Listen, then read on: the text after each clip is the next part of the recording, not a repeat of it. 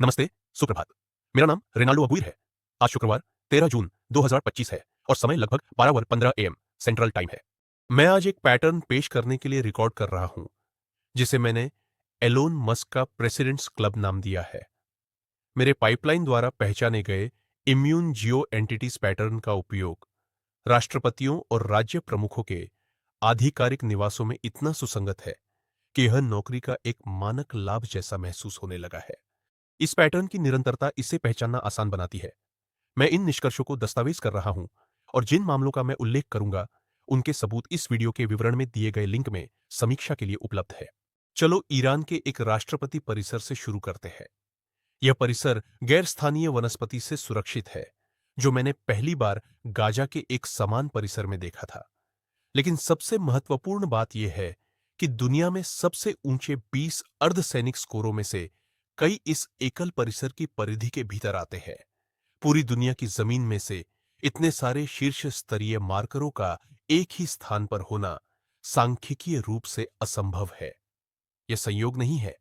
इससे मुझे विश्वास होता है कि ईरानियों ने शायद इस तकनीक का आविष्कार किया था, जिसमें जियो इंजीनियरिंग का उपयोग निगरानी से बचाव के लिए किया जाता है, संभवतः 1950 के दशक में। यह एक अलग मामला नहीं है।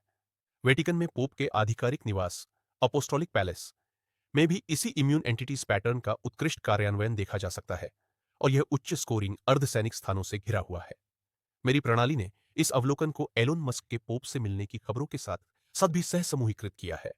जॉर्डन में अल मकार परिसर में भी वही रक्षात्मक पैटर्न दिखाई देते हैं।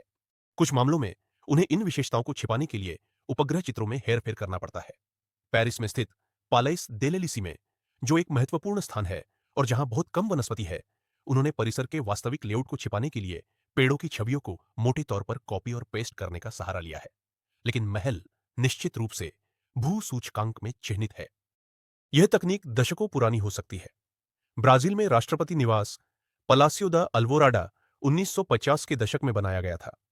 यह उस क्षेत्र में एकमात्र स्थान पर स्थित है जो प्राकृतिक भू विशेषताओं का उपयोग करके रेडियो फ्रीक्वेंसी जासूसी से अधिकतम सुरक्षा प्रदान करता है। उस समय जिन व्यक्तियों की मैं जांच कर रहा हूं, उनमें से कोई भी पैदा नहीं हुआ था। यह संकेत देता है कि यह प्रणाली मेरी प्रारंभिक समझ से कहीं अधिक पुरानी है, और यह 60 से अधिक वर्षों से राज्य कला का एक गुप्त रहस्य हो सकता है। लोग आसमान से गिरते हुए बम नहीं देखते, इसलिए वे खतरों से अनजान हैं। लेकिन इसमें कोई गलती न करे, यह एक युद्ध है।